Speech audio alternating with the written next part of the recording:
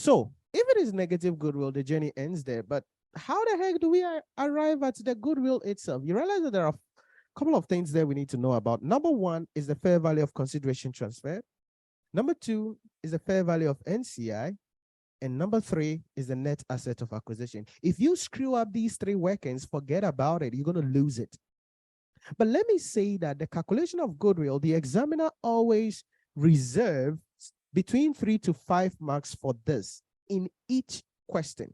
And that is why I keep on telling you that my goal for you is to be able to do the workings, not get up and go and extract any financial statements. I'm good if you get there, but you may not get there. But if you're able to do the workings right, you're going to get significant portion of that 20 mark. So one, how do we calculate fair value of consideration transferred?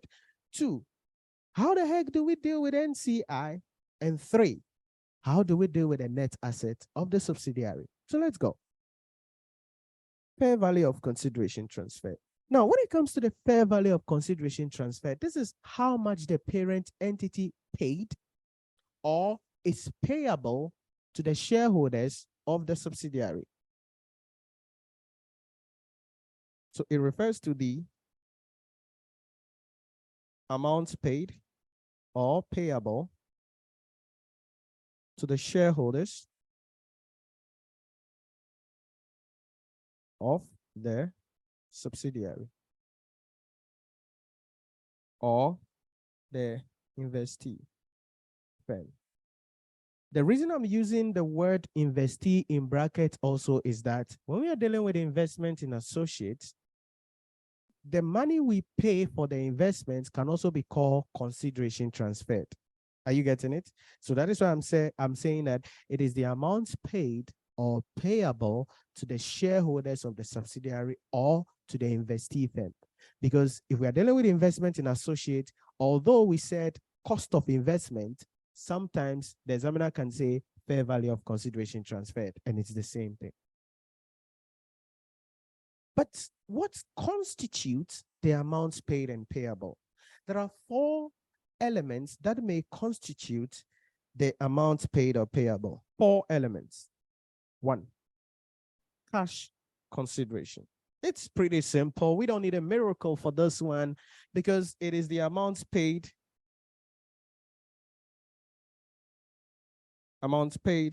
to the shareholders on the date of acquisition. We don't think about that. It's just the money we paid them. So if on the date of acquisition, we make some payments to them, that's part of the fair value of consideration transferred. We don't need any headache on that. We don't need to think about anything on that. We just go straight and do our thing. So that's the first element, the amount paid to the shareholders on the date of acquisition. But stay with me because it's going to get interesting from here. 2, deferred or contingent consideration. Stay with me. This refers to the amount payable to the shareholders at some time in the future. Okay, deferred or contingent consideration. Please stay with me carefully. They are not the same, but their treatment is the same. Stay with me. So if we say deferred consideration, anything deferred means we delay the payment into the future.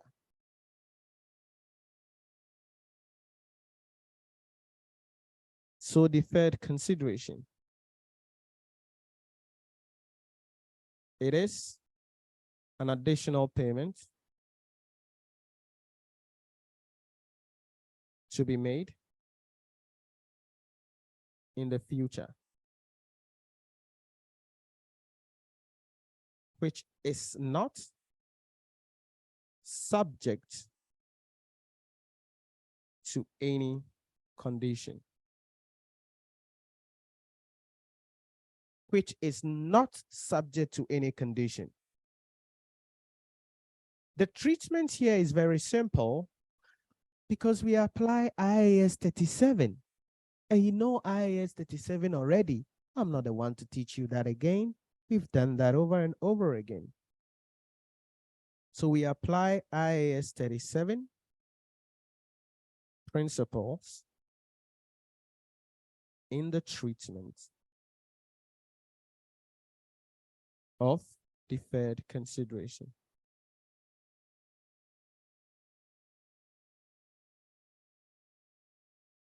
Now, you know the principle about IAS 37 when we are going to make payments in the future.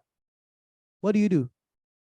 Discount into present terms, include it in the deferred consideration, unwinding, calculate finance costs, it goes to the P&L account. It's the same principle. Don't expect me to write it again for you here. It's the same principle.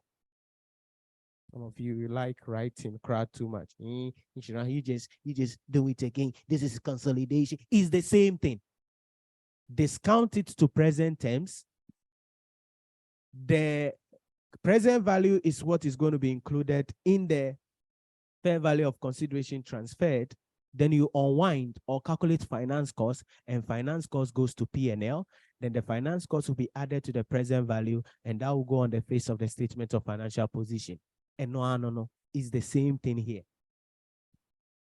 Learn to recollect and apply principles and not try to write it again and again and again. Number 2, contingent consideration.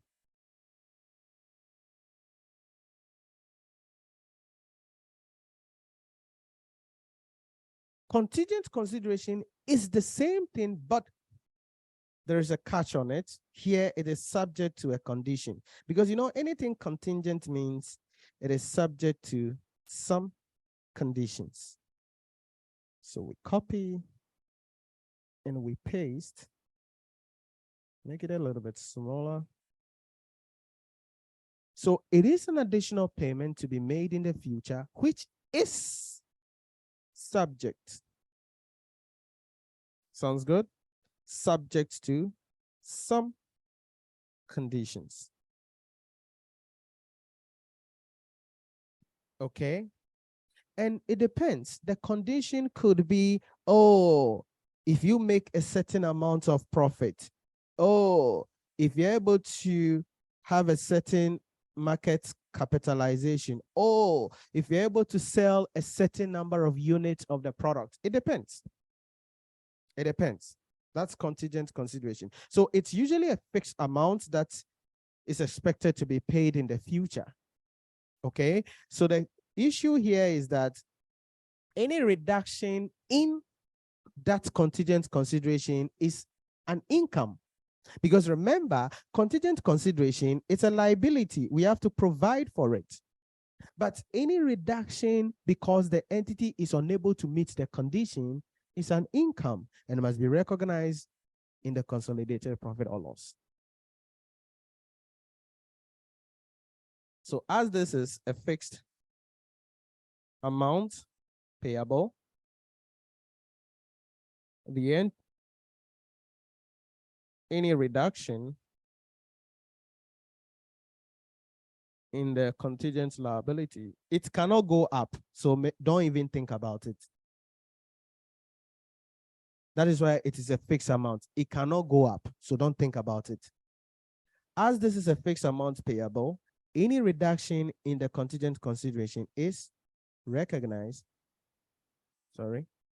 is treated as a gain and recognized in the financial statements.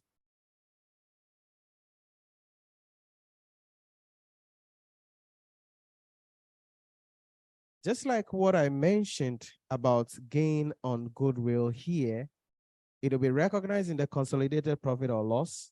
Just the same idea, okay? Just the same idea. Some of you like writing too much. It will be the same idea. Because it's a gain, it shall be recognized in the consolidated profit or loss or added to group retained earnings if we are preparing consolidated statement of financial position. Yes, please. Nhyira, please, so the contingent consideration, that one, won't it also be discounted to the present value and unwinded? It could be if the question stated so, but usually the time value of money on the contingent consideration, it's ignored. So it's a fixed amount of money that has to be paid, and hence usually we ignore the time value of money, and it could be directly stated in the question. But if it is not time value of money to be ignored, then certainly it will be discounted and we apply IAS 37 and unwind in that particular case. So it's possible for that to be discounted and apply IAS 37 as well. Okay, thank you. All right. So let's look at the third element, which we got. So we've done cash consideration. We've looked at deferred and contingent consideration. Let's look at the third one. And that's going to be share exchange. I love this one because, you know, you acquire a business and not pay anything. You acquire a business and not pay anything. That's share exchange. That's share exchange. So this refers to the issue of new shares of the parent. I want you to stay with me carefully. Of the parent entity to the shareholders of the subsidiary.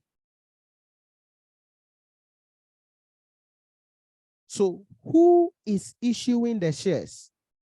The parent entity. For that reason, the fair value, let me add this note to it because some of you, I know how you think. This refers to the issue of new shares of the parent entity to the shareholders of the subsidiary in exchange of the number of equity shares acquired in the subsidiary. Let me add that because I want you to have a certain mind when I'm talking about this.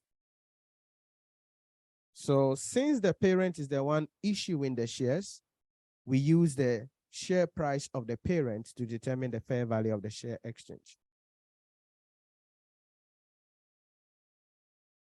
So we use the share price of the parent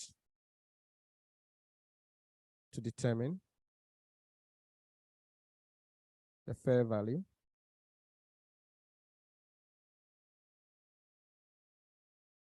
of the share exchange. All right, that is the idea about share exchange. Now, it depends on the context of the question, and you have to be mindful of the context of the question. Sometimes this has already been recorded. If it is already recorded, we don't do anything. But if it is not recorded, then it has to be included in the share capital of the parent in the consolidated statement of profit or loss. So you have to always pay attention to the context of the question. If the question is quiet, assume that it is already recorded and go away. But if the question says it has not been recorded, au revoir, messieurs, you want to bring it up generally in that particular case. So where the share exchange is not recorded, it must be included in the share capital and share premium of the parent in the consolidated statement of financial position. Okay, I'm going to explain that to you later on when we are solving a question in a moment, so stay with me. Yes, George. Hello, Nhyira. My question has to do with the share exchange. I'm trying to break it down to a level that I can assimilate it easy. But the confusion is, if the parent is rather giving out share to the subsidiary or the potential investee, it means eventually the investee share will rather go up with the parent shares, coming down. Therefore, please don't think like that. Don't think like that. okay. Then please can it come again? So we are saying that the parent company, so we want to buy a business, and they said, okay, how much is the business? They said $100 million. We don't have the money to give them. So instead, we will give them shares in our company equivalent to the $100 million. So we are issuing shares to the shareholders of the company we are acquiring. So the number of shares in the subsidiary there, that one is scrap. We don't even think about it in consolidation terms. So it is rather the parent entity shares that is going up. And it has no implication on the equity shares in the subsidiary. I don't know if you get a concept here, George.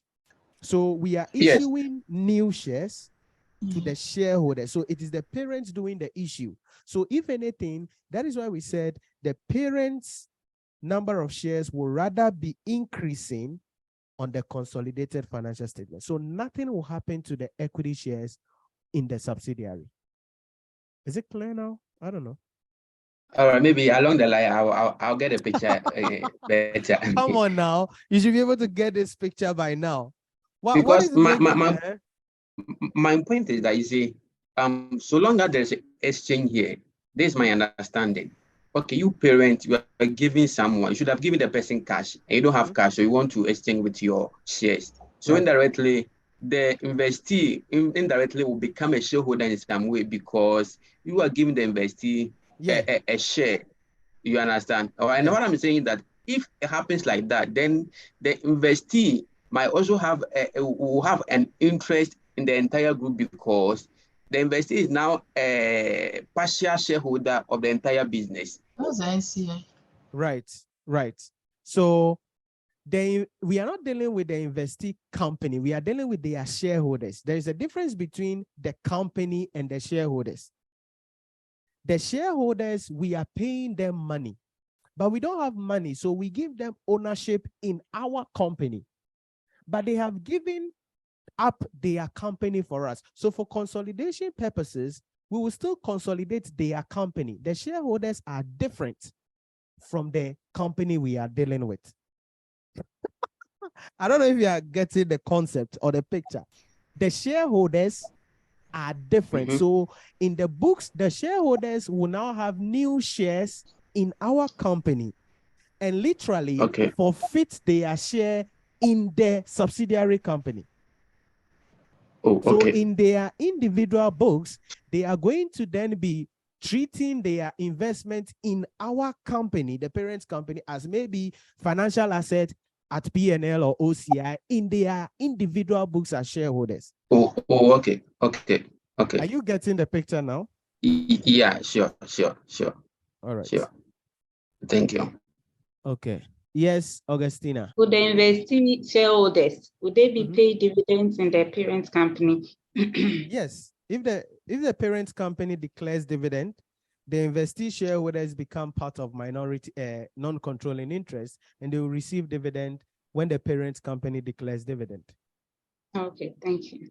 All right. Let's go to the last one. You know, the share exchange brings about dilution in earnings per share to the shareholders of the parent company. Why? Because now the parent company shares will go up. And when shares goes up, there's going to be dilution in ownership. There's going to be dilution in earnings. So sometimes the shareholders of the parent entity will not agree to share exchange deals. Instead, they will do the fourth one, which is what I love to do. And that will be issue of loan notes. So we're going to treat them as credited rather than as shareholders. Does that make sense? Issue of loan notes.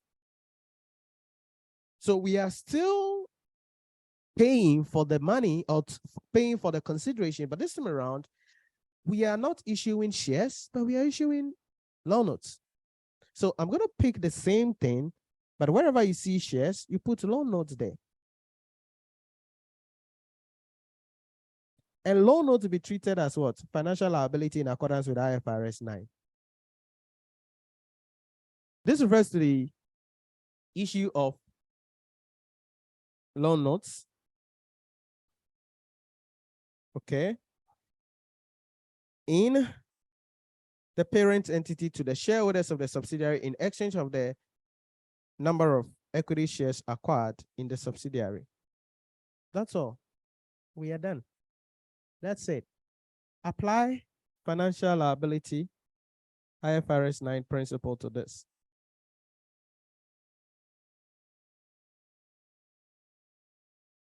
Financial instruments,